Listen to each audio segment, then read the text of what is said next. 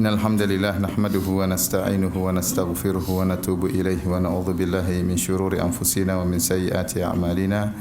May yahdihillahu fala mudilla lahu wa may yudlil fala hadiyalah. Wa asyhadu an la ilaha illallah wahdahu la syarika lah wa asyhadu anna Muhammadan abduhu wa rasuluhu la nabiyya ba'dah. Ya ayyuhalladzina amanu taqullaha haqqa tuqatih wa la tamutunna illa wa antum muslimun. Fa inna asdaqal hadithi kitabullah wa khairal huda huda Muhammadin sallallahu alaihi wasallam wa syarrul umuri muhdatsatuha wa kullu muhdatsatin bid'ah wa kullu bid'atin dhalalah wa kullu dhalalatin finnar. Hadirin dan hadirat yang dirahmati oleh Allah Subhanahu wa taala, alhamdulillah puji dan syukur kita panjatkan kepada Allah Subhanahu wa taala yang dengan limpahan karunia dan nikmatnya kita bisa berkumpul di masjid yang mulia ini dalam rangka untuk menuntut ilmu. Semoga usaha kita, apa yang kita lakukan hari ini dicatat sebagai pemberat timbangan kebajikan kita di akhirat kelak.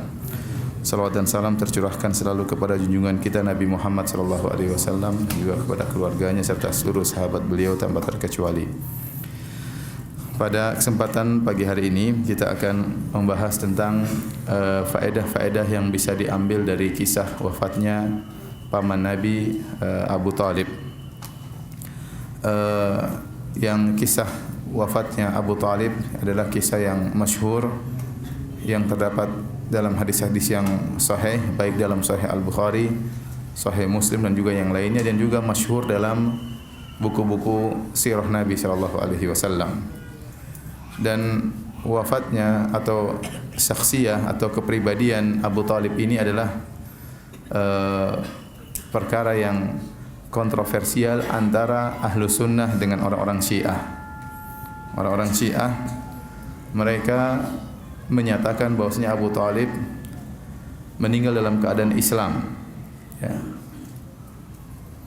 Bahkan sebagian mereka seperti At-Tabatabai dalam tafsirnya mengatakan bahwasanya Abu Talib lebih berjasa daripada kaum Muhajirin dan kaum Ansar. Lebih afdal daripada kaum Muhajirin dan kaum Ansar. Apa rahasianya? Kenapa mereka berusaha untuk menyatakan Islamnya Abu Talib? Dalam rangka untuk mensucikan Bani Hashim, bahwasanya Abu Talib adalah paman Nabi sallallahu alaihi wasallam dan Abu Talib bapaknya Ali bin Abi Talib. Sehingga mereka ingin membersihkan bagian atasnya Ali, jangan sampai ayahnya Ali dalam kondisi apa? Kafir.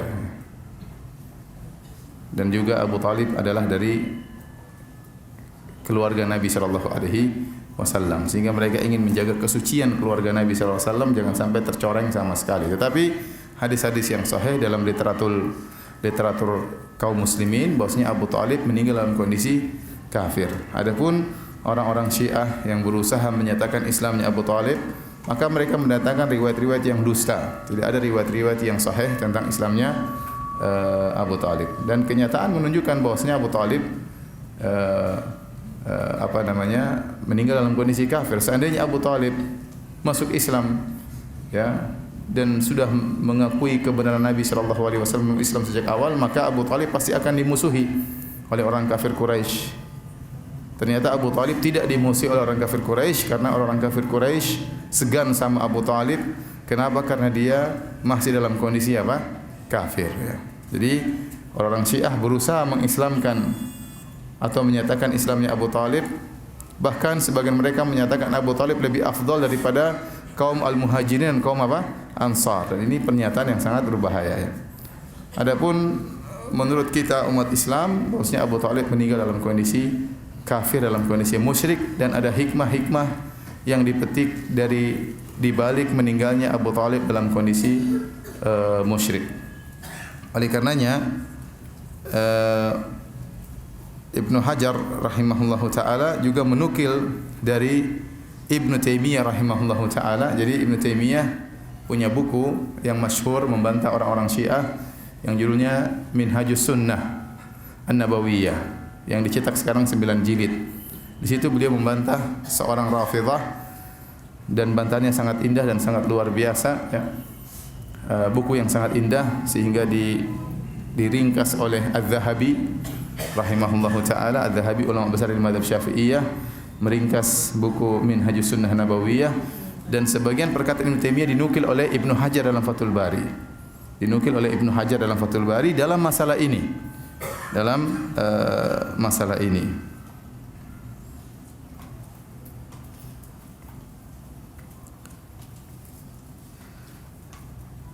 Saya bacakan perkataan Ibnu Hajar rahimahullahu taala.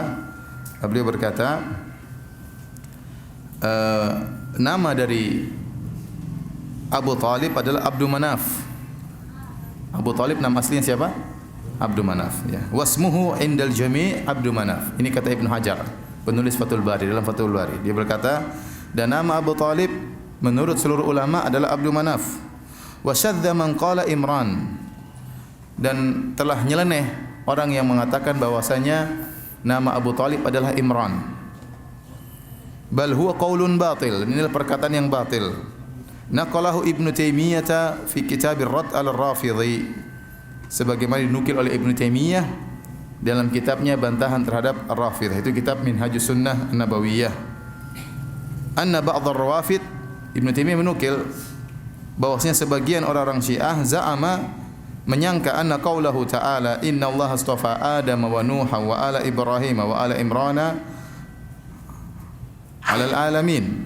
Dalam surat Ali Imran ada firman Allah, sungguhnya Allah telah memilih Adam, memilih Nuh, memilih keluarga Ibrahim wa ala Imran, dan memilih keluarga Imran.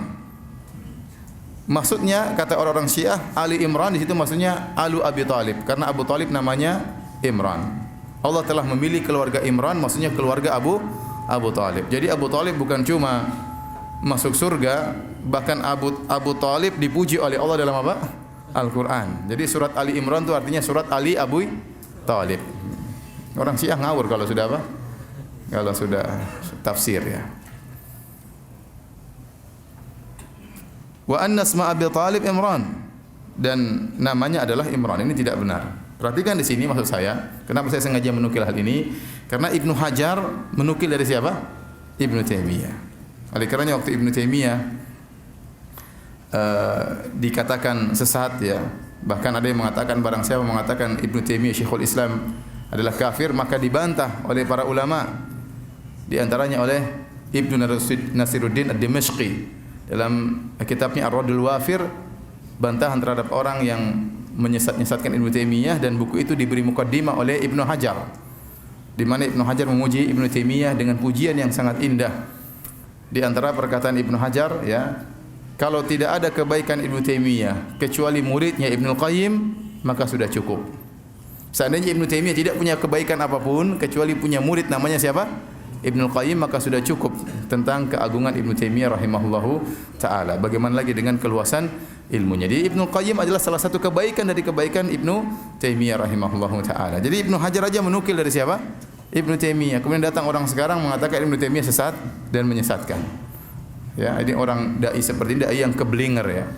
Ya, tidak tahu diri, kemudian mengatakan Ibnu Taimiyah sesat dan menyesatkan. Ibnu Taimiyah saja perkataannya dinukil oleh siapa? Ibnu Hajar Al-Asqalani rahimahullahu taala. Taib. Jadi maksud saya, Abu Talib adalah tokoh yang kontroversial antara Syiah dan apa? Sunnah. Antara Syiah dan Ahlu Sunnah. Ahlu Sunnah menganggap Abu Talib di neraka, orang Syiah menganggap Abu Talib di mana? Di surga. Bahkan lebih baik daripada Abu Bakar dan Umar. Bahkan ada surat Ali Imran artinya surat apa? Alu Abi Talib. Karena nama Abu Talib siapa? Imran. Taib. Sekarang kita bacakan tentang kisah wafatnya Abu Talib sebagaimana termaktub dalam Sahih Al-Bukhari dan juga dalam Sahih Muslim. Diriwayatkan, ya, dari Ibnu Syihab Az-Zuhri, dia berkata, akhbarani Sa'id ibn al-Musayyib an abihi, dari Al-Musayyib bin Huzn, qala, atau bin Hazan, ya, qala lamma hadarat Abu Talibin al-wafatu ja'ahu Rasulullah sallallahu alaihi wasallam. Jadi yang meriwayatkan hadis ini adalah Al-Musayyib, dan dia seorang sahabat radhiyallahu taala anhu. Dia bercerita, tatkala Abu Talib telah datang kepadanya kematian, yaitu akan meninggal dunia. Ja'ahu Rasulullah sallallahu alaihi wasallam, maka Abu Talib dijenguk oleh ponakannya yaitu Rasulullah sallallahu alaihi wasallam. Fawajada indahu Abu Jahlin wa Abdullah bin Abi Umayyah bin Al-Mughirah. Maka ternyata yang menjenguk Abu Talib lebih dahulu daripada Nabi ada dua orang, yaitu Abu Jahal kemudian Abdullah bin Abi Umayyah bin Al-Mughirah. Dua orang kafir. Faqala Rasulullah sallallahu alaihi wasallam, Rasulullah SAW sudah kedahuluan Abu Jahal dengan siapa? Abdullah ibn Abi Umayyah bin Al-Mughirah. Ya. Maka Rasulullah SAW menasihati pamannya. Faqala Rasulullah SAW bersabda, "Ya ammi, qul la ilaha illallah kalimatan asyhadu laka biha indallah." Wahai pamanku, ucapkanlah la ilaha illallah, suatu kalimat yang aku akan bersaksi bagimu di sisi Allah. Dalam riwayat yang lain, uhaju laka indallah, aku akan berhujjah, berargumen di hadapan Allah untuk membelamu wahai pamanku. Ucapkanlah la ilaha illallah, aku akan berargumen dengan kalimat ini membelamu di hadapan Allah. Dalam riwayat yang lain, ujadilu, saya akan berjidal, berdebat untuk membelamu wahai pamanku di hadapan Allah Subhanahu wa taala. Nabi mendakwai pamannya siapa tahu pamannya masuk Islam. Faqala Abu Jahlin wa Abdullah bin Abi Umayyah, maka rupanya dua orang ini Abu Jahal dan Abdullah bin Abi Umayyah juga berdakwah. Mereka berkata, "Ya Abu Talib, wahai Abu Talib, atarghabu an millati Abdul Muttalib? Apakah kau benci dengan agama bapakmu Abdul Muttalib?" Falam yazal Rasulullah sallallahu alaihi wasallam ya'riduha alaihi. Rasulullah SAW mengulangi lagi kepada pamannya, "Wahai pamanku, ucapkan la ilaha illallah, suatu kalimat yang aku akan bela engkau di hadapan Allah." Wa yu'idu lahu tilkal maqalata. Dan Rasulullah SAW mengulangi lagi perkataan tersebut, mengulang-ulanginya. Hatta qala Abu Talib, akan tapi ternyata dua orang ini juga mengulang-ulangi. Nabi berdakwah, dia juga berdakwah. Nabi bersabda, Abu Jahal juga bersabda. Repotnya. Abu Jahal, lagi dua orang kan. Jadi Nabi kalah provokasi. Nabi satu, mereka berapa? Berdua. Ya. Hatta qala Abu Talib akhira ma kallamahum, sampai akhirnya apa yang dikatakan oleh Abu Talib terakhirnya, huwa ala millati Abdul Muttalib, dia berada di atas agamanya bapaknya Abdul Muttalib. Wa aba an yaqula la ilaha illallah, dan dia enggan mengucapkan la ilaha illallah. Faqala Rasulullah sallallahu alaihi wasallam, maka Rasulullah SAW berkata, "Ama wallahi la astaghfiranna laka ma lam unha anka." Demi Allah, ketahuilah, demi Allah aku akan mohon ampunan bagimu wahai pamanku selama aku tidak dilarang untuk memohon ampunan bagimu. Fa anzalallahu azza wa jalla, maka Allah turunkan firman-Nya, "Ma kana lin nabi wal ladzina amanu ay yastaghfiru lil musyrikin." Tidak pantas bagi nabi dan juga orang-orang yang beriman untuk mohon ampunan bagi orang-orang musyrikin walau kanu uli qurba, meskipun orang-orang musyrikin tersebut adalah karib kerabat mereka. Min ba'di ma tabayyana lahum annahum ashabul jahim, setelah jelas bagi mereka bahwasanya karib kerabat mereka itu adalah penghuni neraka jahanam. Wa anzalallahu ta'ala fi Abi Talib, dan Allah menurunkan ayat khusus kepada Abu Talib. Ya. Faqala li Rasulillah sallallahu alaihi wasallam, maka Allah berkata kepada Nabi sallallahu alaihi wasallam, "Innaka la tahdi man ahbabta." Kau tidak bisa beri hidayah, petunjuk kepada orang yang kau cintai. Jadi Nabi sangat cinta kepada Abu Talib. Tapi kata Allah, kau tidak bisa beri hidayah kepada Abu Talib. Walakinnallaha yahdi man yasha. Dan Allah yang memberi hidayah kepada siapa yang Allah kehendaki. Wa huwa a'lamu bil muhtadin, dan Allah lebih tahu tentang siapa orang-orang yang mendapat hidayah. Baik hadirin dan hadirat yang dirahmati oleh Allah Subhanahu wa taala, dalam riwayat yang lain dalam Sahih Muslim dari Abu Hurairah radhiyallahu taala anhu, Rasulullah sallam qala Rasulullah sallallahu alaihi wasallam li ammihi, Rasulullah sallam berkata kepada pamannya, "Qul la ilaha illallah asyhadu laka biha yaumal qiyamah." Wahai pamanku, ucapkanlah la ilaha illallah, aku akan bersaksi bagimu dengan kalimat ini pada hari kiamat kelak. Abu Talib berkata, "Laula an tu'ayyirani Quraisyun." Saya ingin mengucapkan tapi saya takut akan saya dicela oleh orang-orang Quraisy. Yaqulun, mereka berkata, "Innama hamalahu ala dzalikal jaza'u la aqrartu biha ainak." Mereka akan berkata, sungguhnya Abu Talib itu mengucapkan la ilaha illallah karena rasa sakit yang dia rasakan. Dalam riwayat yang lain, ya, sebagian ulama mengatakan al-jaza'u, dalam sebagian ulama mengatakan al-khara'u, yaitu karena dia lemah. Ya, karena dia lemah, maka dia mengucapkan la ilaha illallah. Bukan karena dia dari qanaah, dari apa namanya, dari karena sadar, karena ngerti. Ya, dia takut dicela oleh orang Quraisy. La aqrartu biha ainak. Seandainya saya tidak takut dicela oleh orang Quraisy, saya akan mengucapkan la ilaha illallah dan akan menyenangkan hatimu wahai ponakanku. Jadi tidak mau mengucapkan. Ya. Fa anzalallah, maka Allah turunkan firman-Nya, innaka la tahdi man ahbabta walakinallaha yahdi man yasha. Sungguhnya engkau wahai Muhammad tidak bisa beri petunjuk kepada orang yang kau cintai, tetapi Allah beri petunjuk kepada orang yang Allah kehendaki, dan Allah lebih mengetahui siapa yang berhak mendapatkan petunjuk.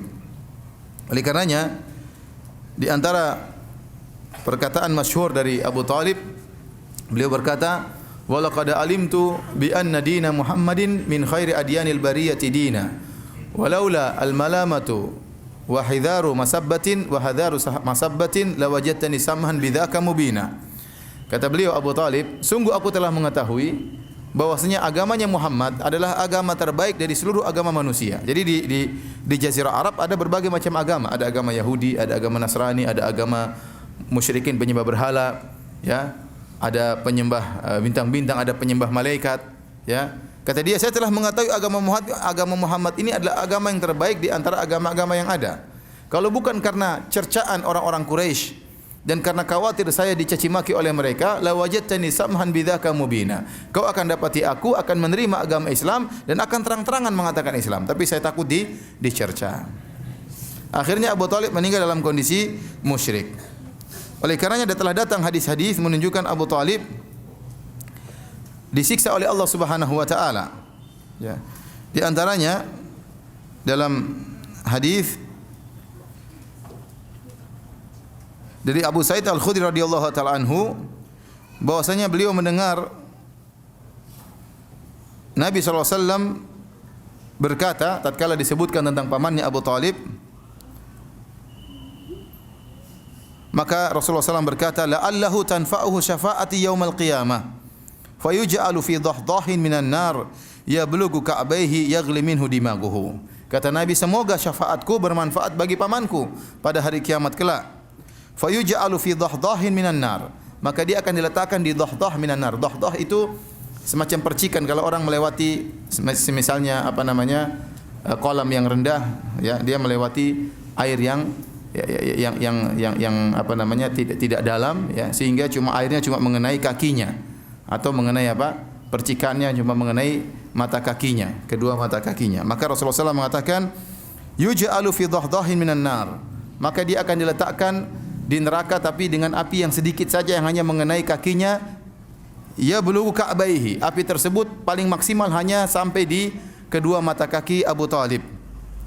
Yaghli minhu dimaguhu, akan tapi api yang sedikit tersebut membuat otaknya mendidih, ya.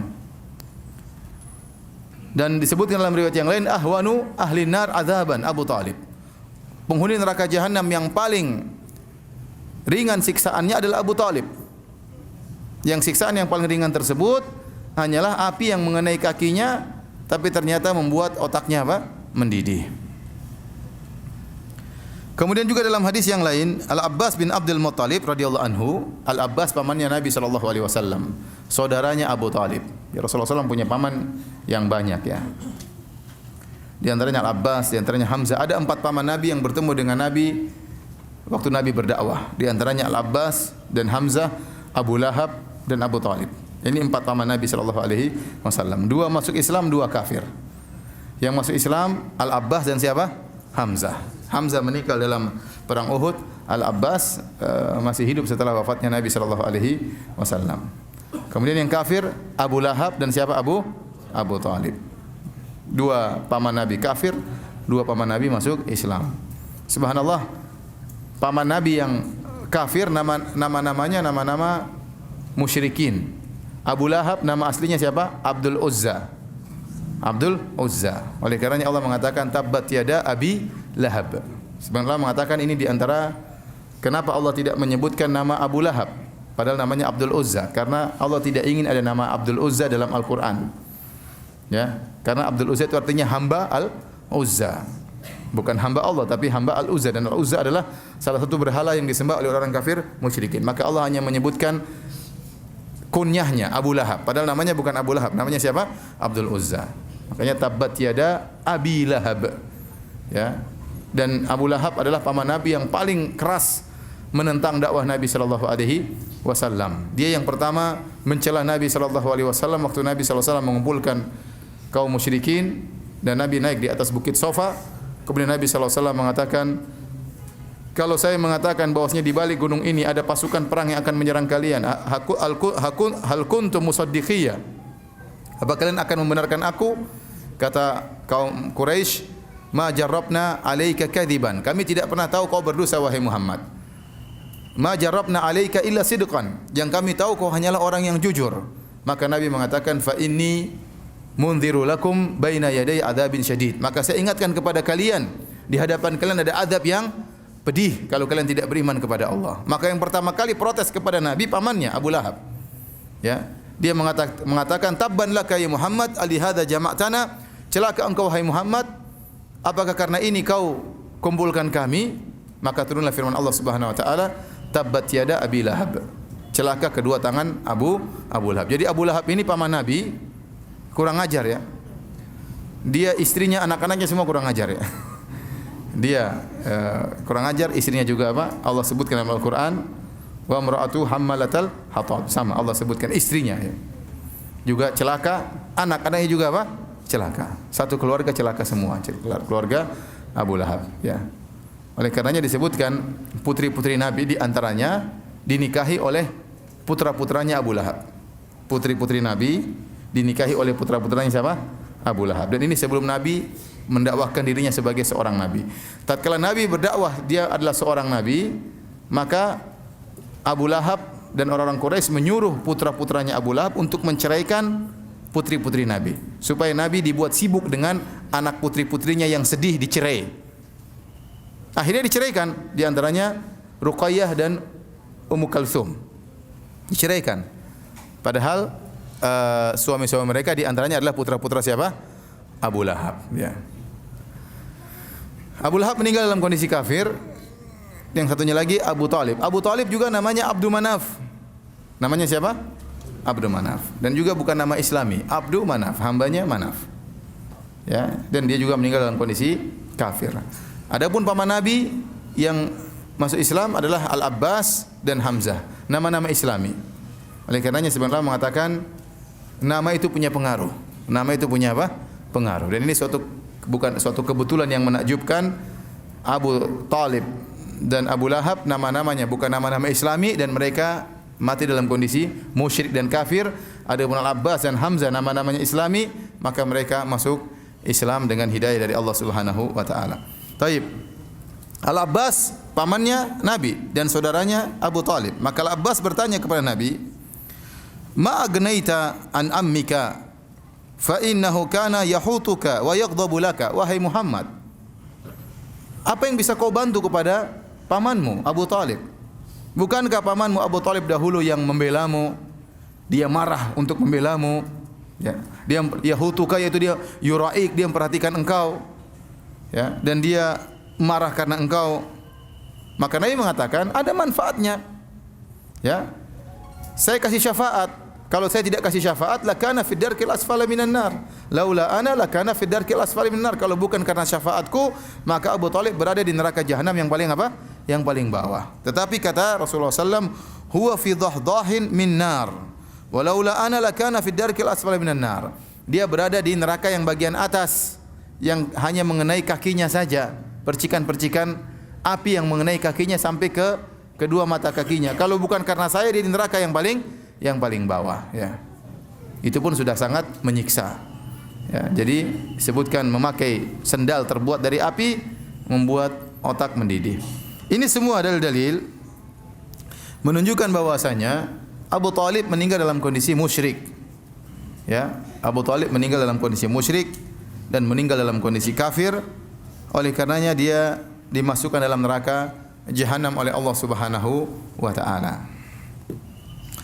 Taib hadirin dan hadirat yang dirahmati oleh Allah Subhanahu wa taala. Kita kembali kepada hadis ya.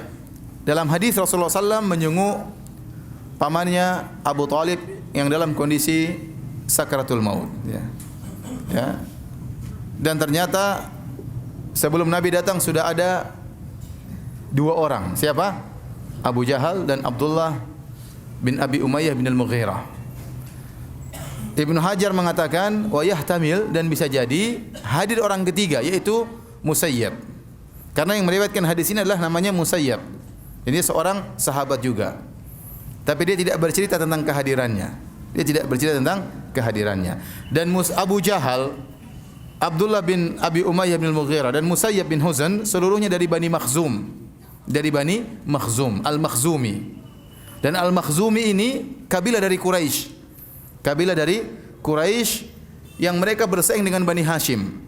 Bani Hashim itu adalah kabilahnya Nabi Muhammad sallallahu alaihi wasallam. Yang dua-duanya kembali kepada kabilah Quraisy. Kembali kepada kabilah Quraisy. Dan Bani Makhzum inilah kabilah yang paling bersaing dengan kabilah Quraisy. Disebutkan dalam sebagian riwayat, kenapa Abu Jahal tidak mau beriman? Ya, padahal dia tahu kebenaran tentang Rasulullah sallallahu alaihi wasallam. Dia mengatakan dengan kesombongannya, Abu Jahal ini, dan dia dari Bani Makhzum, dia mengatakan, kalau kami bersaing dengan Bani Hashim, Bani Hashim berbuat baik kepada jemaah haji, kami Bani Makhzum juga berbuat baik kepada jemaah haji. Kami selalu berlomba dalam kemuliaan, sehingga orang-orang mengetahui kemuliaan Bani Hashim sebagaimana kami Bani Makhzum juga diakui kemuliaan kami. Apakah tatkala dari Bani Hashim ada ngaku sebagai nabi? Nah, kalau begini kita pasti kalah. Ya. Jadi kalau Muhammad ngaku sebagai nabi, saya enggak mungkin ngaku sebagai nabi. Saya tidak punya mukjizat. Istilahnya Abu Jahal dia pintar. Dia bilang, sekarang tiba-tiba muncul dari Bani Hashim, kita selalu bersaing nih. Dalam kebaikan, mereka beri makan kepada fakir miskin, kami beri makan kepada fakir miskin. Mereka beri bantuan kepada fakir miskin, kami Bani Makhzum juga beri bantuan kepada fakir miskin. Sehingga Bani Makhzum dan Bani Hashim bersaing. Sekarang tiba-tiba muncul dari Bani Hashim orang ngaku sebagai nabi. Wah, saya enggak mungkin ngaku sebagai apa? Nabi. Nabi Abu Jahal tidak punya apa? Tidak punya mukjizat. Oleh karenanya supaya kami tetap bersaing, saya tidak mau ngaku dia sebagai apa? Nabi. Itu sebabnya karena hasad. Jadi Abu Jahal tidak mau beriman kepada Nabi SAW karena apa? Karena hasad. Dan mereka sebaya antara Nabi SAW dengan Abu Jahal. Abu Jahal ini sebelum datang Rasulullah SAW mendakwakan Islam, dia dijuluki oleh kaumnya dengan Abul Hakam. Itu orang yang pemberi keputusan atau orang yang bijak, ya. Begitu dia tidak masuk Islam, digelari oleh dengan apa? Abu Jahal, si goblok. Abu Jahal namanya apa? Si goblok. Jadi rupanya dia tidak masuk Islam gara-gara itu. Jadi mereka tiga dari Banu Makhzum. Subhanallah, dua orang ini masuk Islam. Abu Jahal tewas dalam perang Badar, tewas, ya. Sementara Abdullah bin Abi Umayyah bin Al-Mughirah Al-Makhzumi masuk Islam. Ada khilaf, ada yang mengatakan dia masuk Islam. Dia termasuk orang-orang yang berbaiat Nabi di bawah pohon Ridwan tatkala tahun 6 Hijriah. Ada yang mengatakan dia masuk Islam tatkala Fatuh Makkah tahun 8 Hijriah. Padahal dia dahulu sangat kencang terhadap kaum musyrikin. Di antaranya Al-Musayyib. Al-Musayyib juga masuk Islam. Sebenarnya hidayah, ya. Dua orang masuk Islam, satu temannya masuk neraka, ya. Jadi Abdullah bin Umayyah bin Al-Mughirah masuk Islam, demikian juga Al-Musayyib akhirnya masuk Islam. Jadi ada kemungkinan Al-Musayyib juga hadir dalam menjenguk siapa? Abu Talib. Baik hadirin dan hadirat yang dirahmati oleh Allah Subhanahu wa taala.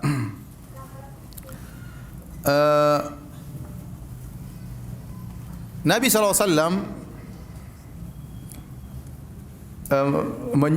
menyampaikan dakwah kepada Abu Talib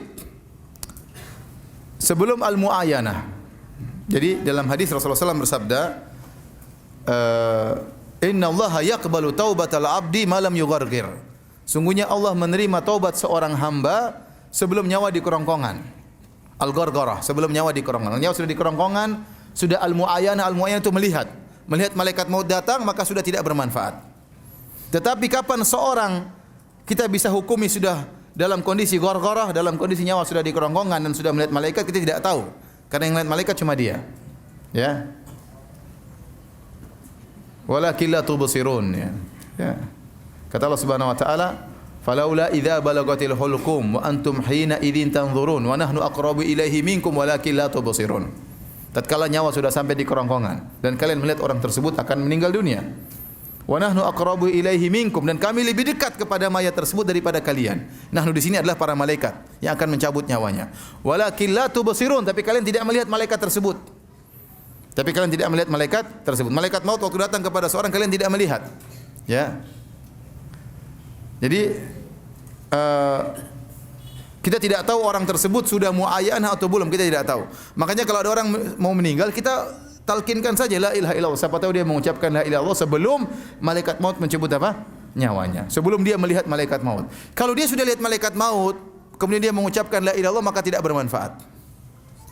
Tidak bermanfaat. Sebagaimana dialami oleh Fir'aun. Fir'aun kata Allah Subhanahu wa taala, hatta idza adrakahul gharaqu qala amantu annahu la ilaha illa alladhi amanat bihi banu Israil wa ana minal muslimin. Tatkala dia akan tenggelam, maka dia berkata la ilaha illallah. Jadi Fir'aun meninggal mengucapkan apa? La ilaha illallah. Namun tidak bermanfaat. Kenapa? Dia sudah melihat malaikat maut di hadapannya. Ya, oleh karenanya malaikat Jibril segera mengambil pasir untuk masukkan pasir ke dalam mulut siapa? Fir'aun. Karena kalau dia komat kamit terus, khawatirnya Allah ampuni nanti. Karena Allah Maha Pengampun lagi Maha Penyayang. Ya. Jibril tidak mau Fir'aun apa? Diampuni. Karena Fir'aun kurang ajar ya. Oleh karenanya kata para ulama, Fir'aun tidak bermanfaat meskipun dia mengucapkan la ilaha illallah, dan Fir'aun mengucapkan la ilaha illallah. Amantu annahu la ilaha illa alladhi amanat bihi banu Israil. Aku beriman bahwasanya tidak ada Tuhan yang berhak disembah kecuali Tuhannya Bani Israel, kecuali Allah. Wa ana minal muslimin, dan saya masuk Islam.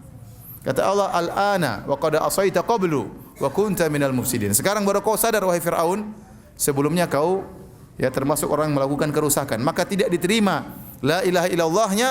Kenapa? Karena dia sudah mendapati hal al-muayyanah. Dia sudah melihat malaikat maut datang. Ya. Oleh karenanya kata para ulama, Nabi SAW waktu mendakwahi pamannya Abu Talib untuk mengucapkan la ilaha illallah sebelum malaikat maut datang. Di antara buktinya Abu Talib masih mendengar dialog antara Nabi SAW dengan Abu Jahal, bantah-bantahan. Kata Rasulullah, "Qul ya ammi la ilaha illallah kalimatan uhajulaka biha indallah." Wahai pamanku, ucapkan la ilaha illallah, kalimat yang aku akan bela engkau di akhirat kelak. Abu Jahal mengatakan, ya, atarghabu an millati Abdul Muttalib, apa kau benci dengan agama bapakmu? Nabi mengulangi lagi, wahai pamanku. Jadi dia masih belum ada malaikat maut. Makanya masih terjadi dialog antara Muhammad dengan sallallahu alaihi wasallam dengan Abu Jahal dan teman-temannya. Sampai akhirnya wa aba an yaqula la ilaha illallah. Ya, ini menunjukkan seorang kalau mengucapkan la ilaha illallah sebelum melihat malaikat maut maka bermanfaat. Tapi kalau setelah melihat malaikat maut maka tidak bermanfaat iman mereka. Tidak bermanfaat iman mereka kalau sudah melihat malaikat maut. Nah, Ustaz, bagaimana kita tahu orang ini sudah melihat malaikat maut atau tidak? Antum tidak akan tahu. Oleh karena siapa saja yang akan meninggal suruh ucapkan la ilaha illallah. Kalau dia mati dalam kondisi mengucapkan la ilaha illallah, zahirnya dia Islam. Ya, kita tidak tahu apakah dia lihat malaikat maut atau tidak. Tapi kita suruh dia mengucapkan la ilaha illallah. Karena Rasulullah mengatakan, "Man kana akhiru kalamihi la ilaha illallah dakhalal jannah." Barang siapa yang akhir kalamnya la ilaha illallah akan masuk surga. Taib.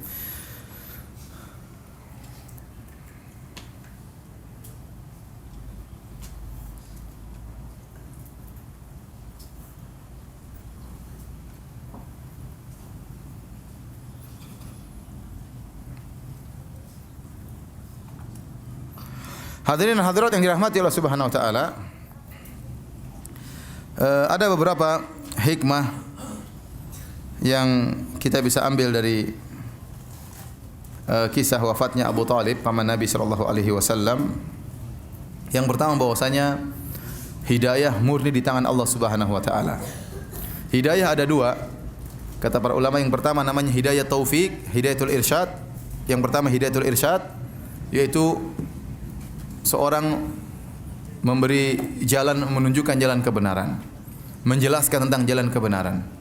Seperti para ustadz, para dai, mereka juga punya hidayatul irsyad. Mereka berusaha menjelaskan tentang kebenaran. Dan yang paling top dalam hal ini adalah Nabi sallallahu alaihi wasallam. Kata Allah Subhanahu wa taala, "Wa innaka latahdi ila siratim mustaqim."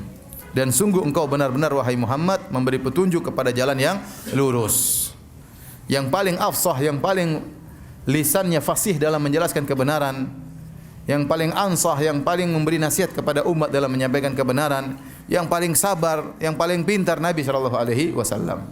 Dalam masalah dakwah yang nomor satu Rasulullah sallallahu alaihi wasallam. Ya Rasulullah SAW yang paling lembut kepada pamannya, yang paling berusaha menyampaikan kebenaran kepada pamannya, ya. Namun ternyata hidayah taufik jenis kedua, hidayah taufik itu seorang bisa menyambut hidayah tersebut, itu hanya hak Allah Subhanahu wa taala. Ya. Nabi hanya bisa memberi petunjuk, menjelaskan tentang jalan yang benar. Tapi yang membuat dia bisa menerima hidayah tersebut hanyalah Allah Subhanahu wa taala. Makanya Allah dalam ayat menetapkan hidayah bagi Nabi, dan dalam ayat yang lain menafikan hidayah dari Nabi. Dalam ayat Allah mengatakan innaka latahdi ila siratal mustaqim. Wahai Muhammad, engkau benar-benar memberi petunjuk kepada jalan yang lurus. Maksudnya hidayah apa? Hidayah al-irsyad. Dalam ayat yang lain Allah menafikan dalam surat Al-Qasas. Innaka la tahdi man ahbabta. Kau tidak bisa beri petunjuk kepada orang yang kau cintai. Ini hidayah taufik. Jadi yang ditetapkan untuk Nabi adalah Nabi sangat pakar, sangat handal dalam menjelaskan kebenaran. Tetapi hidayah taufik itu seorang bisa menerima kebenaran hanyalah di tangan Allah Subhanahu wa taala. Tidak ada yang ragu, Rasulullah SAW ya, sangat pandai dalam menyampaikan kebenaran dengan uslub metode yang terbaik. Tapi ternyata orang terdekat yang sangat dia cintai, Abu Thalib, tidak bisa dapat hidayah. Tidak bisa dapat hidayah. Oleh karena kita yakin hidayah di tangan Allah Subhanahu wa taala. Makanya Rasulullah SAW bersabda dalam khutbah-khutbahnya, ya, "May yahdihillah fala mudhillalah." Barang siapa yang diberi petunjuk oleh Allah, maka tidak ada yang bisa menyesatkannya. Wa may yudlil, dan barang siapa disesatkan oleh Allah, maka tidak ada yang bisa beri petunjuk baginya. Fala hadiyalah, ya. Ya. Wala yanfa'ukum nushi in aradtu an ansahakum in kana Allah yuridu an yughiwakum. Kata Nabi Nuh alaihissalam kepada umatnya, tidak bermanfaatkan nasihatku. Nasihatku tidak akan bermanfaat bagi kalian. Kalau meskipun saya ingin beri nasihat kepada kalian, in kana Allah yuridu an yughiwakum. Kalau Allah ingin menyesatkan kalian, percuma, kata Nabi Nuh. Nabi Nuh berdakwah berapa tahun Nabi Nuh? 950 tahun. Alfa sanatin illa khamsina aman, 950 tahun. Dan dakwah Nabi Nuh luar biasa. Inni da'autu qaumi lailan wa nahara. Kata Nabi Nuh, aku mendakwahi kaumku siang dan malam. Walam yazidum du'ai illa firara. Semakin saya berdakwah, mereka semakin kabur. Wa inni da'autum litaghfira lahum ja'alu asabi'ahum fi adhanihim wastaghshaw thiyabahum. Kalau saya dakwahi mereka, kata Nabi Nuh alaihi salam, mereka memasukkan jari-jari mereka di telinga mereka. Antum bayangkan, antum mau berdakwah, Ustaz mau dakwah, silakan Ustaz. Kurang ajar kok kaum Nabi Nuh ya. Nabi Nuh datang, mereka ambil kain, tutup telinga mereka dengan kain tersebut. Tidak mau lihat Nabi Nuh. 950 tahun seperti itu. Ya. 950 tahun. Siang dan malam Nabi Nuh berdakwah. Wa asrartu lahum israra. Kemudian Nabi Nuh menggunakan metode dengan terang-terangan, dengan sembunyi-sembunyi. Semua metode digunakan 950 tahun.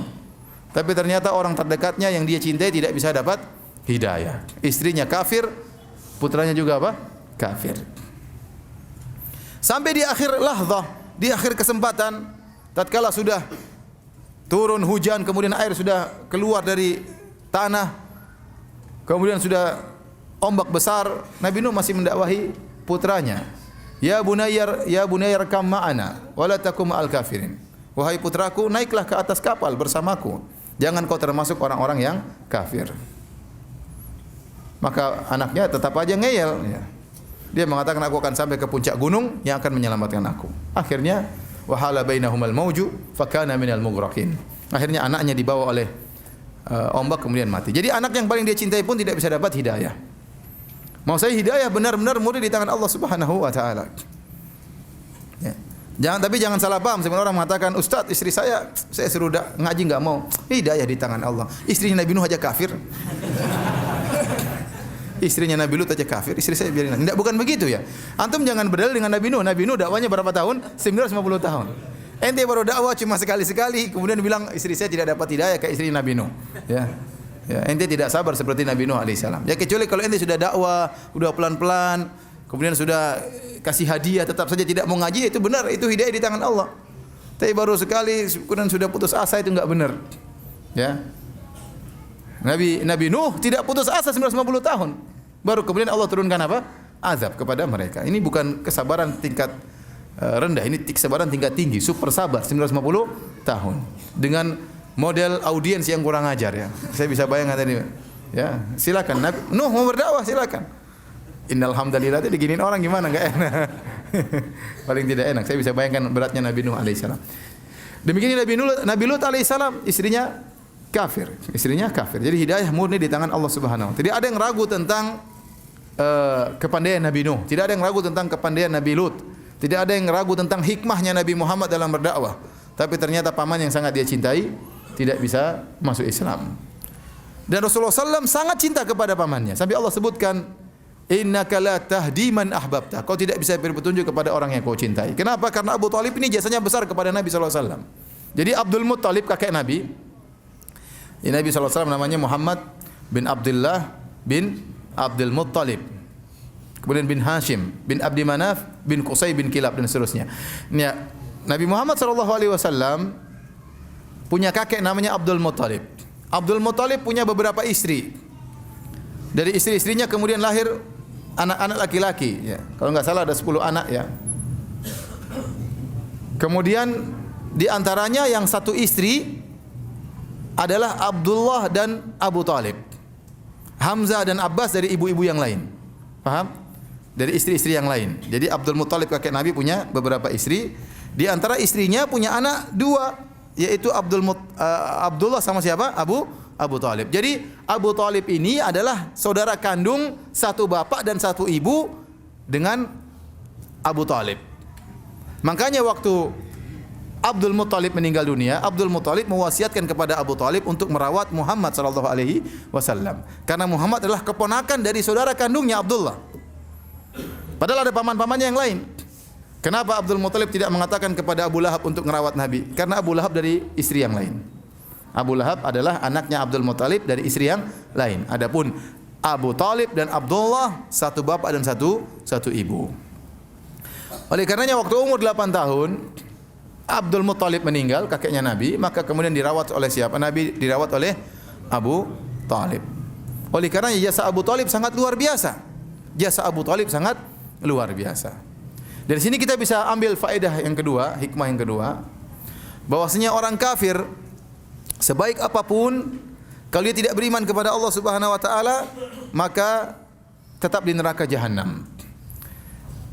Tetap di neraka jahanam. Tidak ada yang bisa mengalahkan kebaikan Abu Talib. Abu Talib ini luar biasa baiknya. Ya. Dia rela mati untuk ponakannya. Dia rela mati untuk ponakannya.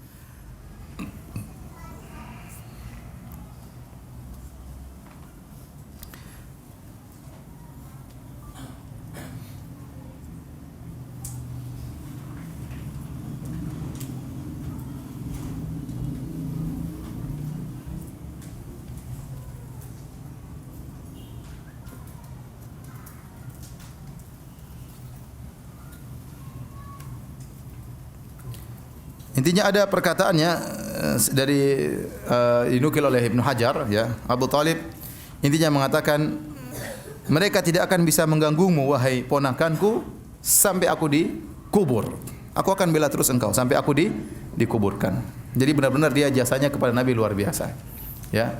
Pertama di antara jasa Abu Talib, dia yang merawat Nabi sallallahu alaihi wasallam. Dan kita tahu Nabi Muhammad itu yatim piatu. Tidak punya ayah, tidak punya ibu, dan merawat anak yatim pahalanya luar biasa. Ya kata Rasulullah sallam, as-sa'i fil armalah wal aitam kal mujahid fi sabilillah. Seorang yang berusaha untuk memberikan kebaikan kepada anak-anak yatim dan kepada para janda seperti orang yang berjihad di jalan Allah Subhanahu wa taala. Ya. Jadi kalau antum ingin berjihad tanpa pedang, di antaranya urusi anak-anak yatim dan urusi juga para janda, ya. Anak yatim janda juga, jangan anak yatim aja. Janda juga ya. Janda jangan yang muda aja, yang tua juga. Ini namanya berjihad di jalan Allah Subhanahu wa taala.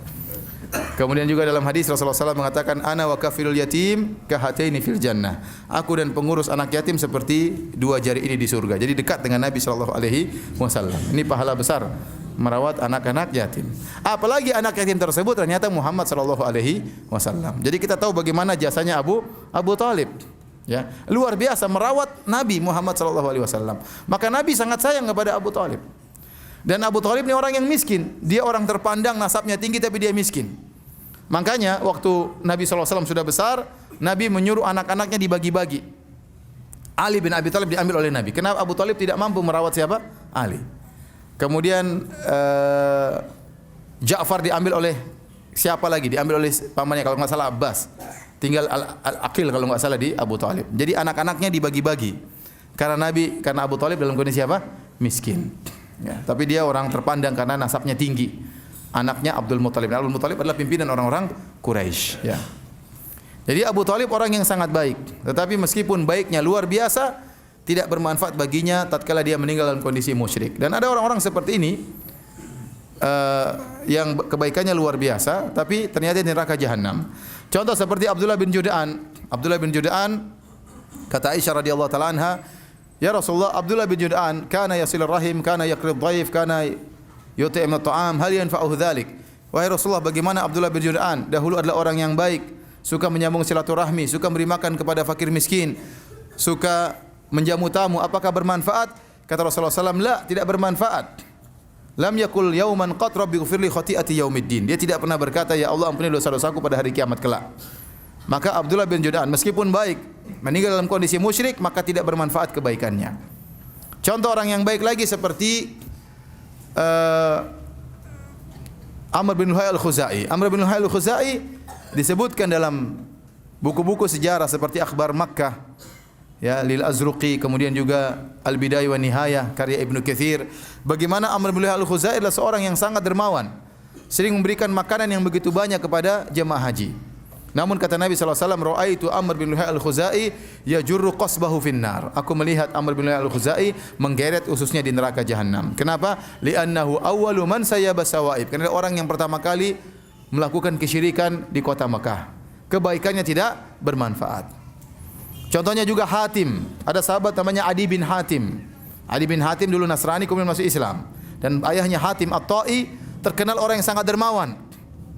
Maka dia bertanya kepada Nabi, ya Rasulullah, bagaimana dengan bapak saya? Dulu begini dermawan sekali, terkenal kebaikannya. Karena kata Nabi SAW, kana abuka yuridu amran fa'adrakahu. Bapakmu dulu waktu berbuat baik, dia ingin sesuatu bukan karena Allah Subhanahu wa taala. Yaitu ada yang mengatakan dia ingin dipuji, maka dia dapatkan pujian tersebut. Orang semua sekarang kenal dia, orang yang sangat dermawan, tapi dia tidak dapat apa-apa. Percuma dia meninggal dalam kondisi apa? Musyrik. Jadi orang sebaik apapun, kalau dia meninggal dalam kondisi musyrik maka tidak bermanfaat, ya. Saya pernah ditanya, Ustadz, bagaimana dengan Bunda Teresa? Bukankah Bunda Teresa adalah orang yang baik?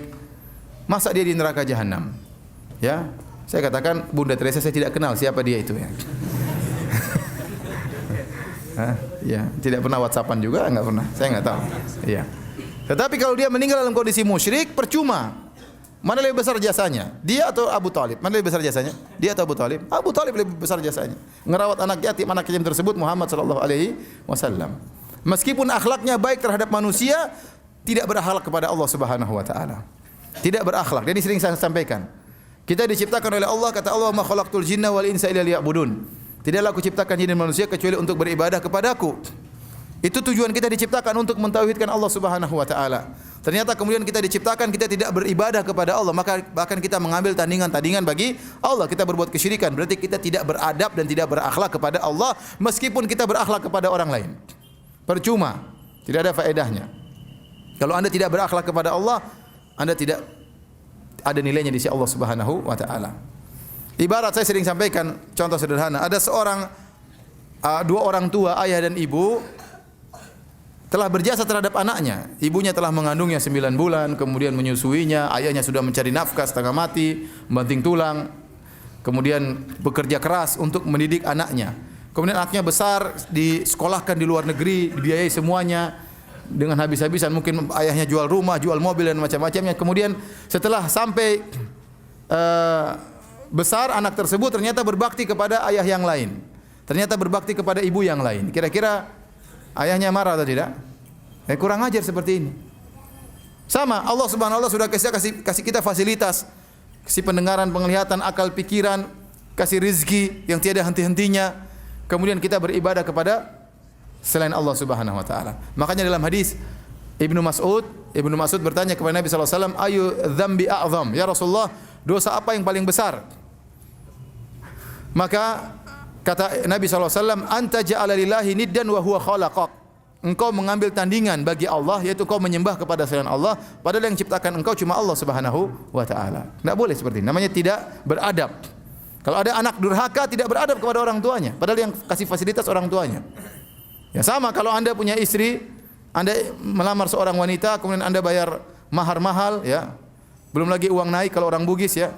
Uang naik itu kasih ke mertua, ya. Orang Jawa uang naik turun gratis.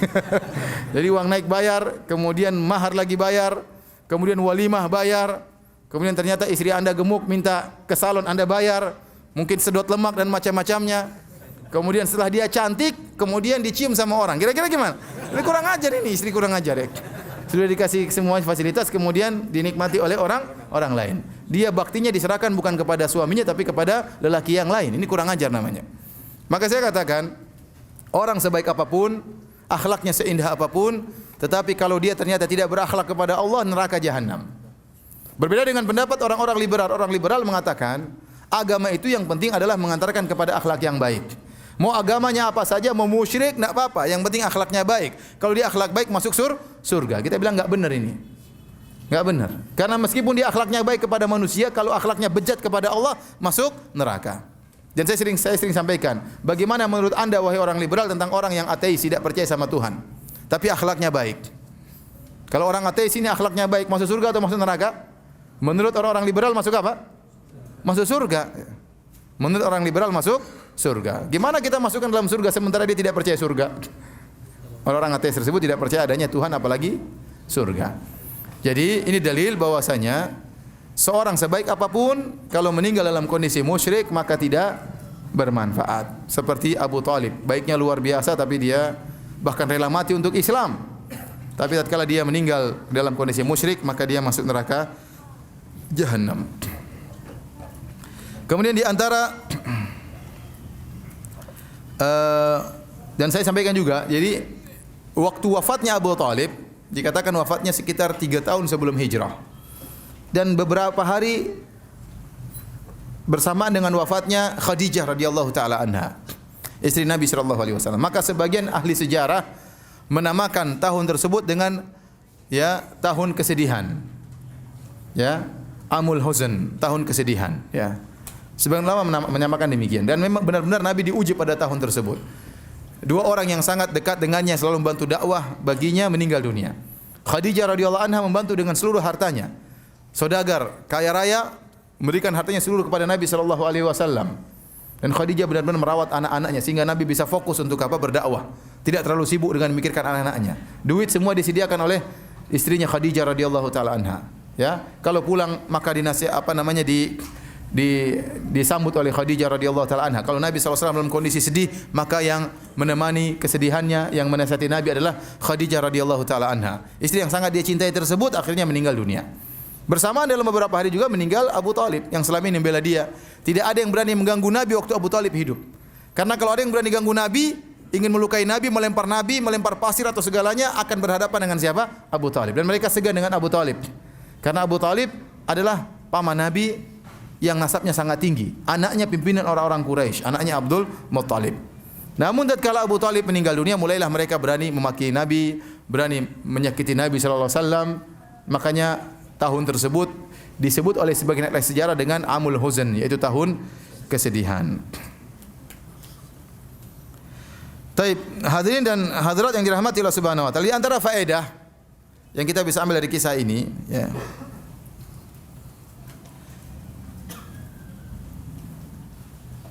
Bahwasanya pengakuan tentang kebenaran tidak menjadikan seorang masuk Islam sampai diikuti dengan bukti tersebut perkataan maupun perbuatan. Abu Talib meyakini kebenaran ajaran Nabi Muhammad dan dia sudah menyebutkan dalam syair-syairnya, ya.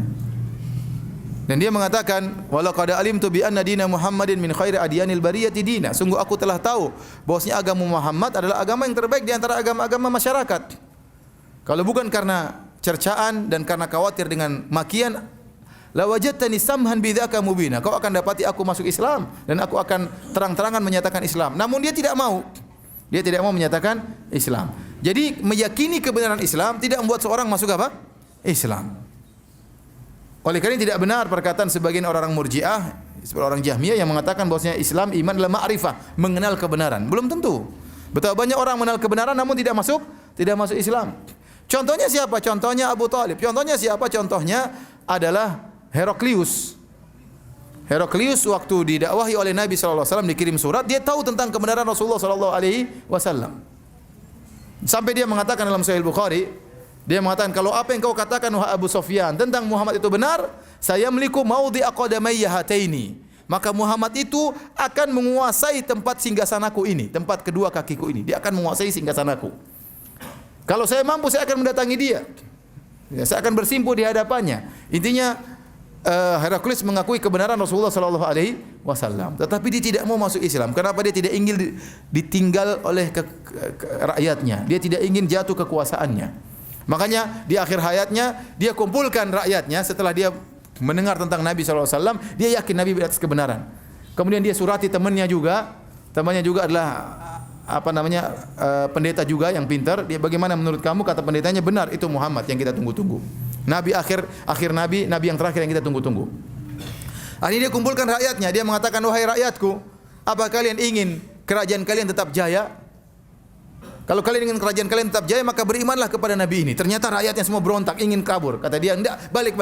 Saya cuma ngetes keimanan kalian. Ya, ternyata iman kalian kokoh. Ya. Kenapa? Dia takut ditinggalkan oleh rakyatnya. Akhirnya tidak bisa masuk Islam. Bahkan tatkala dalam perang Tabuk, dalam perang Mu'tah, dia mengirim pasukan untuk melawan pasukan Rasulullah sallallahu alaihi wasallam. Maksud saya, mengetahui kebenaran. Banyak orang kafir mengetahui Islam itu benar, tapi tidak mau masuk Islam. Maka barang siapa yang hanya mengetahui kebenaran Islam namun tidak mengucapkan la ilaha illallah Muhammadur Rasulullah, maka percuma. Abu Thalib mengenal Islam tapi tidak mau masuk Islam. Tahu kebenaran tapi tidak mau masuk Islam. Kemudian di antara faedah yang bisa kita ambil dari kisah ini, yaitu tentang bahayanya berpegang teguh dengan tradisi leluhur. Tradisi leluhur. Abu Thalib kenapa tidak mau masuk Islam? Karena ada satu penghalang yang sangat berat, yaitu takut dicerca oleh kaumnya. Takut dikatakan dia telah meninggalkan tradisi kaumnya. Dan ini diketahui oleh Abu Jahal. Abu Jahal tahu di antara senjata yang paling ampuh untuk menjadikan Abu Thalib tetap di atas kemusyrikan, diingatkan tentang tradisi leluhur. Makanya waktu Nabi berdakwah, "Qul ya ammi la ilaha illallah kalimatan uhajjulaka biha indallah." Wahai pamanku, ucapkan la ilaha illallah, satu kalimat yang aku akan berargumen di hadapan Allah untuk bela engkau. Abu Jahal satu aja perkataannya. Atarghabu an millati Abdul Muthalib? Abu Jahal tidak banyak omong. Cuma satu aja. Apakah kau benci dengan agama nenek moyangmu? Itu aja. Apakah kau benci dengan agama bapakmu? Itu aja. Dia tidak mau dicela. Makanya Abu Thalib jelas dalam Sahih Muslim, laula an tu'ayyirani Quraisy. Kalau bukan saya khawatir dicerca oleh orang Quraisy, la aqrartu biha ainak, saya akan buat kau senang wahai ponakanku, saya akan masuk Islam buat kau senang. Tapi saya takut dicerca oleh orang kafir Quraisy. Oleh karenanya Ibnu Qayyim rahimahullah menyebutkan di antara perkara yang paling menghalangi hidayah adalah berpegang teguh dengan tradisi leluhur yang menyimpang. Ini sering saya sampaikan. Dan ini sudah sejak dahulu. Lihatlah bagaimana Nabi Ibrahim alaihissalam waktu dia berdakwah mendapati kaumnya ya sedang iktikaf, sedang nongkrong di patung-patung untuk disembah. Kata Nabi Ibrahim, "Ma hadhihi tamathilul lati antum laha akifun." Patung-patung apa yang kalian nongkrong di situ beribadah? Apa jawaban kaumnya? Wajadna aba'ana laha abidin. Kami telah mendapati nenek moyang kami menyembah patung-patung ini. Jadi ini tradisi. Maka Nabi Ibrahim bantah, laqad kuntum antum wa aba'ukum fi dhalalim mubin. Sungguhnya kalian dan nenek moyang kalian, mbah-mbah kalian, nenek moyang kalian semuanya sesat. Kata siapa? Nabi Ibrahim alaihissalam. Ibrahim berani sekali ya. Kalian sesat, bukan cuma kalian, bapak kalian juga sesat, bukan bapak kalian juga, mbah kalian juga apa sesat, kemudian juga apa, nenek moyang kalian juga sesat. Ya. Ibrahim berani. Kalau kita nggak berani. Maka mereka berdalil dengan tradisi leluhur. Demikian juga umat Muhammad SAW, orang kafir Quraisy waktu disuruh untuk beribadah kepada Allah, mereka mengatakan inna wajadna aba'ana ala millah ala ummah wa inna ala atharihim muqtadun. Kami telah mendapati nenek moyang kami berada satu aliran, satu ajaran, kami tinggal mengikuti saja. Dalam ayat yang lain, wa inna ala atharihim muhtadun, dan kami bisa dapat hidayah karena mengikuti ajaran nenek moyang kami. Itu bahaya mengikuti tradisi. Ya. Oleh karenanya Nabi SAW di antara gelaran yang diberikan kepada Rasulullah SAW adalah Sabi. Sabi adalah orang yang keluar dari tradisi nenek moyang. Rasulullah SAW digelari dengan pendusta, digelari dengan kadzab, digelari dengan penyihir, dikatakan mashur, orang tersihir, dikatakan majnun, orang gila, dikatakan syairun majnun, penyair gila. Di antara gelaran adalah Sabi, orang yang keluar dari tradisi nenek moyangnya. Makanya kalau ada orang masuk Islam dikatakan laqad sabauta, kau sudah keluar dari nenek moyangmu, begitu. Kalau ada sahabat yang masuk Islam langsung dijuluki oleh orang-orang kafir Quraisy, laqad sabauta, kau telah keluar dari tradisi nenek moyangmu. Ya, sementara orang tidak suka keluar dari tradisi nenek moyang. Orang keluar dari tradisi moyang akan jadi cercaan. Makanya berpegang dengan tradisi nenek moyang keliru ini perkara yang sangat berbahaya. Saya sering sampaikan bahwasanya di negara kita, negeri kita, ada suatu daerah luar biasa. Daerah tersebut banyak ulama keluar dari daerah tersebut. Orang-orang top, agamanya hebat-hebat. Tetapi ada tradisi yang mereka tidak bisa rubah sampai sekarang. Yaitu bahwasanya kalau menikah yang bayar mahar apa? Perempuan. Yang pegang harta warisan juga apa? Perempuan. Nasab kembali kepada perempuan. Nasab kembali kepada perempuan. Ini tradisi yang salah atau benar? Salah. Tetapi tidak bisa berubah sampai detik ini. Tidak bisa berubah. Padahal banyak ulama dari situ. Kenapa? Karena padahal mereka orang Islam, mereka ngerti. Ini menyelisih ayat-ayat tentang warisan.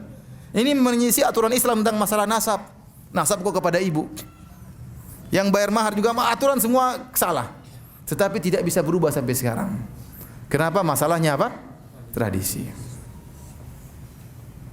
Dan saya rasa tidak berani dai juga berkuar-kuar di sana. Kalau di sana mungkin tidak bisa lagi ke sana, diusir. Makanya kenapa tradisi? Sementara di tanah air kita ada tradisi-tradisi yang maksiat, ada tradisi-tradisi yang syirik. Tradisi yang syirik kan banyak. Oleh karena seorang tradisi ini perkara yang berat. Ya, perkara yang berat. Dan tradisi kita ada yang baik, alhamdulillah. Banyak tradisi kita yang baik. Tradisi yang baik dijaga. Tradisi yang buruk ditinggalkan. Islam datang untuk memfilter tradisi tersebut. Kalau tradisi tersebut benar maka diterima, kalau salah ditolak. Makanya Rasulullah SAW bersabda dalam hadisnya, "Innama bu'itsu liutammima makarimal akhlak." Sungguhnya aku diutus untuk memperbaiki, untuk menyempurnakan akhlak yang mulia. Kata para ulama, kenapa? Karena orang-orang Quraisy tradisi mereka ada yang baik. Tradisi mereka ada akhlak yang baik. Seperti apa? Mereka suka menjamu tamu, mereka jujur, berkorban demi sahabat. Ini tradisinya orang-orang kafir tatkala itu. Nabi disuruh untuk menyempurnakan tradisi itu. Jadi tradisi yang baik dijaga, tradisi yang buruk ditolak. Ya. Itulah fungsi dari syariat, ya. Bukan sebaliknya, tradisi memfilter Islam. Lihat dulu Islamnya cocok enggak dengan Nusantara. Kalau enggak cocok dibuang. Ini enggak benar seperti ini. Kebalik. Nusantara yang harus difilter oleh apa? Tradisi. Bukan tradisi yang memfilter apa? Syariat. Harusnya Nusantara yang difilter oleh syariat, bukan syariat difilter oleh Nusantara. Oleh karenanya Abu Thalib cuma satu sebabnya dia tidak mau masuk Islam, gara-gara takut dicerca, gara-gara takut dikatakan keluar dari tradisi. Dan tradisi nenek moyang bukanlah dalil, ya. Kalau kita jadikan tradisi nenek moyang sebagai dalil, maka tradisi nenek moyang yang mana? Orang Bugis punya nenek moyang, orang Jawa juga punya nenek moyang, orang Batak juga punya nenek moyang, orang Padang juga punya nenek moyang. Terus nenek moyang siapa mau dijadikan dalil? Antum juga kelak jadi nenek moyang. Orang Arab juga punya nenek moyang. Ya gara-gara ini Abu Thalib tidak mau masuk Islam gara-gara bertahan dengan tradisi. Kemudian di antara faedah yang bisa kita ambil para hadirin dan hadirat yang dirahmati oleh Allah Subhanahu wa taala, larangan untuk mohon ampunan bagi orang-orang yang meninggal dalam kondisi musyrik. Abu Thalib meninggal dalam kondisi apa? Musyrik. Ya, sebelumnya ada faedah yang lain. Saya ingin menyampaikan bahwasanya tidak semua keturunan Nabi maksum. Pasti juga selamat dari dosa-dosa. Yang maksum cuma nabinya, paham? Cuma nabi yang maksum. Adapun keturunannya belum tentu. Keturunannya belum tentu. Para anbiya, para nabi, mereka maksumin, terjaga dari kesalahan. Kalau salah mereka ditegur oleh Allah Subhanahu wa taala. Tetapi keturunannya tidak mesti maksum.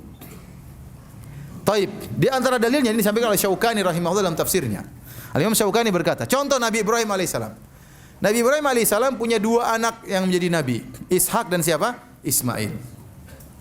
Ishak dan Ismail.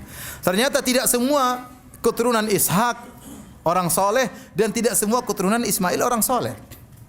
Di antara keturunan Ishak adalah Yakub. Di antara keturunan Yakub adalah orang-orang Yahudi. Orang Yahudi apakah semuanya soleh? Sampai sekarang bajingan-bajingan orang Yahudi. Faham? Mereka itu keturunan Nabi. Mereka itu Habib-Habib versi Nabi Yakub. Faham? Bani Israel itu keturunan Nabi atau bukan? Keturunan Nabi karena Yakub punya anak 12. Dari 12 tersebut ada keturunan Bani Israel. Seluruh Bani Israel kembali kepada anak-anaknya siapa? Yakub. Berarti mereka Habib-Habib bukan?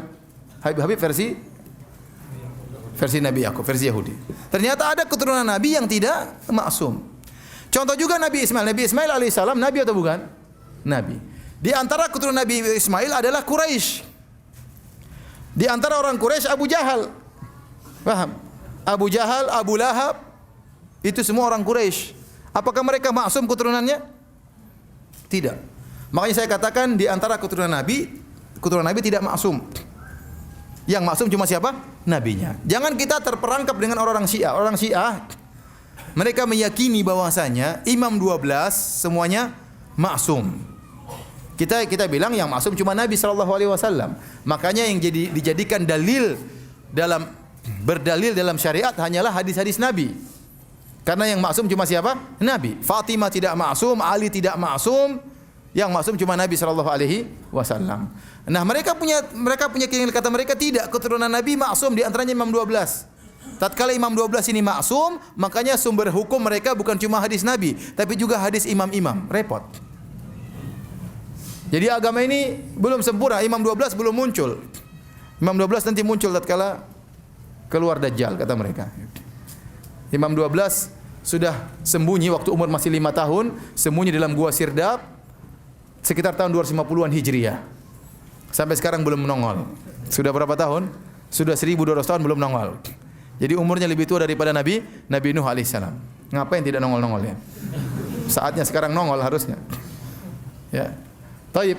Jadi mereka meyakini yang maksum bukan cuma Nabi, yang maksum adalah orang-orang imam-imam. Sebagian mereka mengatakan bukan cuma imam, keturunan imam juga maksum. Kita ini keturunan Nabi apa? Pasti masuk surga dan macam-macamnya. Sebagian mereka demikian. Oleh karenanya akidah ini juga diadopsi oleh sebagian orang sufi dengan mengatakan kalau ada orang yang sudah mencapai tingkatan hakikat, sudah wali itu harus maksum, kata mereka. Di antara syarat wali harus apa? Maksum, tidak boleh salah. Ini mereka praktekkan. Jadi kalau ada wali gila, wali sinting, dikatakan apa? Maksum. Kamu saja yang tidak paham, katanya. Iya. Ada wali begini, wali telanjang, wali minum bir, katanya itu dia maksum. Ya, dia tidak mungkin salah. Wali enggak boleh salah. Kalau wali bilang langit itu merah, saya akan mengatakan langit itu apa? Merah. Ini syubhatnya dari orang Syiah. Padahal kita tahu bahwasanya keturunan Nabi tidak semuanya apa? Maksum. Buktinya keturunan Nabi Ishak, Nabi Yakub, keturunannya ada orang Yahudi yang brengsek dan bangsat, dan keturunan Nabi Ismail juga ada yang menjadi Abu Jahal dan Abu Lahab. Paham? Di antaranya Abu Talib. Dan Abu Talib juga keturunan Nabi Ismail. Bahkan satu keluarga, satu rumpun dengan Nabi Muhammad sallallahu alaihi wasallam. Dari sini kita tahu bahwasanya keturunan Nabi tidak semuanya maksum. Oleh karena kita ketahui Habib-Habib pun demikian. Ada Habib-Habib yang sunnah, ada Habib yang Syiah. Ada Habib-Habib yang apa? Syiah. Ya. Padahal semuanya kontradiktif. Ada Habib-Habib yang Sufi. Ya. Oleh karenanya ada Habib-Habib, contohnya mereka kontradiksi. Contohnya sebagian Habib-Habib mengatakan Maulid boleh, sebagian Habib bikin tanda tangan Maulid haram. Coba. Yang kita ikuti Habib yang mana? Berarti Habib tidak apa? Maksum. Maka yang kita ikuti dalil. Yang kita ikuti super Habibnya itu Rasulullah sallallahu alaihi wasallam. Itu yang kita ikuti. Ali bin Abi Thalib pernah berkata, "Ala aba'atsuka ala ma ba'athin Rasulullah sallallahu alaihi wasallam," Sahih Muslim. Kata Ali bin Abi Thalib kepada Abul Hayyaj, "Wahai Abul Hayyaj, maka aku tugaskan engkau sebagaimana saya pernah ditugaskan oleh Nabi." Apa tugasnya? "Alla tada' timthalan illa tamastahu." Jangan kau biarkan ada patung kecuali kau hancurkan. "Wala qabran musyrifan illa sawaitahu." Jangan kau biarkan ada kuburan yang tinggi kecuali kau ratakan. Jangan kau biarkan ada kuburan yang tinggi kecuali kau apa?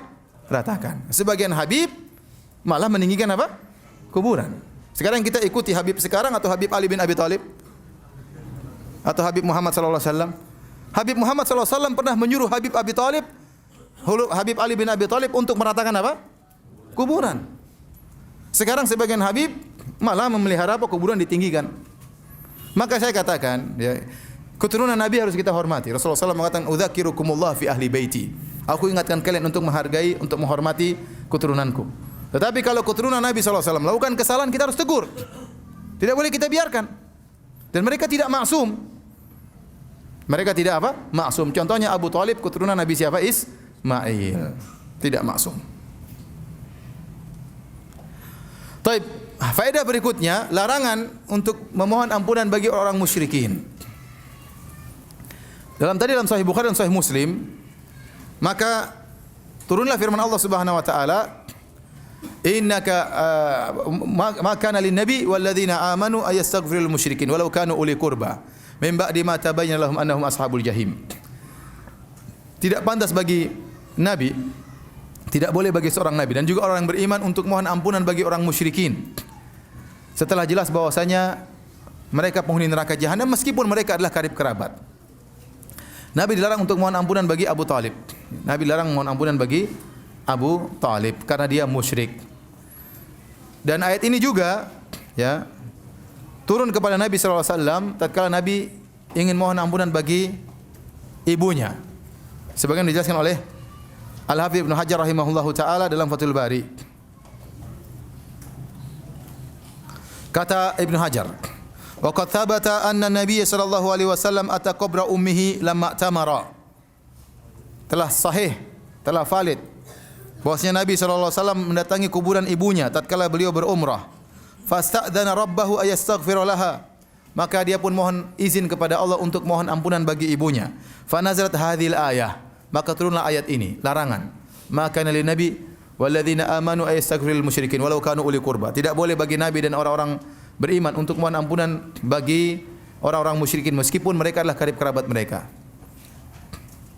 Hadis tersebut yang diisyaratkan oleh Ibnu Hajar terdapat dalam Sahih Muslim. Saya bacakan ya. Dari Abu Hurairah radhiyallahu taala anhu, qala zara an-nabiy sallallahu alaihi wasallam qabra ummihi. Nabi sallallahu alaihi wasallam menziarahi kuburan ibunya. Fabaka, kemudian Nabi menangis, wa abka man haulahu. Kemudian Nabi membuat para sahabat juga menangis tatkala itu. Faqala, kemudian Rasulullah SAW berkata, "Ista'dzantu Rabbi fi an yastaghfira laha, an astaghfira laha." Aku mohon izin kepada Allah untuk memohon ampunan bagi ibuku. Falam yu'dzan li, dan tidak diizinkan bagiku. Wa sta'dzantuhu fi an azura qabraha, dan aku minta izin untuk menziarahi kuburannya. Fa udzina li, maka diizinkan bagiku. Kemudian kata Nabi, "Fazurul kubur fa innaha tudzakirukumul maut." Ziarahilah kuburan karena itu akan mengingatkan kalian kepada kematian. Oleh karenanya para ulama, jumhur ulama Syafi'iyah dan ulama yang lain, di antaranya Nawawi ya, rahimahullahu taala, semua sepakat bahwasanya ibu Nabi sallallahu alaihi wasallam meninggal dalam kondisi apa? Musyrik. Hanya segelintir ulama yang belakangan mengatakan ibu Nabi meninggal dalam kondisi Islam. Seperti Suyuti rahimahullahu taala yang kalau tidak salah di abad ke-9 atau abad ke-10. Adapun ulama-ulama sebelumnya, An-Nawawi abad ke-6, kemudian Ibnu Katsir Az-Zahabi, para syurahul hadis, semuanya berpendapat bahwasanya ibu Nabi meninggal dalam kondisi apa? Musyrik, karena mereka mensahihkan hadis ini. Hadis ini tidak bisa ditakwil. Ya. Maka aneh kalau ada sebagian orang kemudian ya mencela orang yang mengatakan ibu Nabi meninggal dalam kondisi musyrik. Kita bukan bahan kajian kita, tidak. Tapi kalau pas kita lewat kita jelaskan. Ngapain juga tiap hari kita bilang ibu Nabi di neraka, ibu Nabi di neraka, ya ngapain? Tapi kalau pas kita lewat kajian tersebut, bahasa ini kita jelasin. Dan ada hikmah di balik itu semua. Ya. Ya. Jangan sebaliknya malah ya mencela orang yang mengatakan ibu Nabi meninggal dalam kondisi musyrik, ya dengan tuduhan yang tidak, ya menyakiti Nabi lah, tidak menghargai Nabi lah, ya macam-macam lah, ya mulut kotor dan macam-macamnya. Para ulama yang mengatakan demikian. Para ulama yang mengatakan demikian. Ya saya hanya menukil perkataan para ulama, bahkan jumhur ulama, bahkan jumhur apa? Mayoritas apa? Ulama Syafi'iyah. Mayoritas ulama Syafi'iyah. Bahkan sebagian ulama mengatakan ijma ulama mengatakan bahwasanya ibu Nabi meninggal dalam kondisi musyrik. Adapun Suyuti datang belakangan tidak bisa menyelisih ijma. Ijma telah terjadi ijma sebelumnya. Kenapa? Saking banyaknya ulama yang mengatakan demikian. Di antaranya Nawawi rahimahullahu taala. Dan Nawawi adalah ulama besar dalam mazhab Syafi'iyah, bahkan dikatakan muhaqqiqul madhab, orang yang paling pakar tentang mazhab Syafi'iyah. Di antaranya siapa? Imam Nawawi rahimahullahu taala. Jadi ini larangan untuk mohon ampun bagi orang-orang yang meninggal dalam kondisi musyrik. Termasuk Nabi sallallahu alaihi wasallam ditegur. Termasuk Rasulullah SAW ditegur oleh Allah Subhanahu wa taala karena dia pernah mohon ampunan bagi ibunya. Kemudian juga dalam hadis yang lain dari Ali bin Abi Thalib, beliau berkata, "Sami'tu rajulan yastaghfiru li abawayhi wa huma musyrikani." Aku mendengar seorang memohon ampunan bagi kedua orang tuanya. Dan kedua orang tuanya padahal meninggal dalam kondisi apa? Musyrik. Faqultu lahu, "Atastaghfiru li abawayka wa huma musyrikan?" Apakah kau memohon ampunan bagi kedua orang tuamu padahal mereka berdua dalam kondisi musyrik? Maka orang ini berdalil, "Awalaysa astaghfara Ibrahimu li abihi wa huwa musyrik?" Bukankah Ibrahim pernah mohon ampunan bagi ayahnya dalam kondisi musyrik? Dan memang Nabi Ibrahim pernah mohon ampunan bagi ayahnya, kemudian Allah tegur.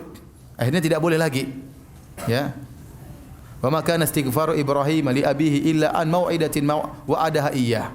Ya, karena ada janji, ya, tapi setelah itu falamma tabayyana annahu aduwwu lillah tabarra'a min. Tatkala Ibrahim tahu bahwasanya ayahnya adalah musuh dari Allah, maka dia pun berlepas diri daripada ayahnya. Jadi Ibrahim memang pernah mohon ampunan. Kata Ali bin Abi Thalib, "Fadzakartu dzalika li Nabi sallallahu alaihi wasallam." Maka saya pun sebutkan hal ini kepada Nabi. Ada orang mohon ampunan bagi kedua orang tuanya, padahal orang tuanya apa? Musyrik. Maka turunlah firman Allah, "Ma kana lin nabi wal ladzina amanu ayastaghfiru lil musyrikin walau kanu uli qurba." Tidak pantas bagi nabi dan orang beriman untuk mohon ampunan bagi orang musyrikin kalau mereka meninggal dalam kondisi musyrik. Jadi ditegur.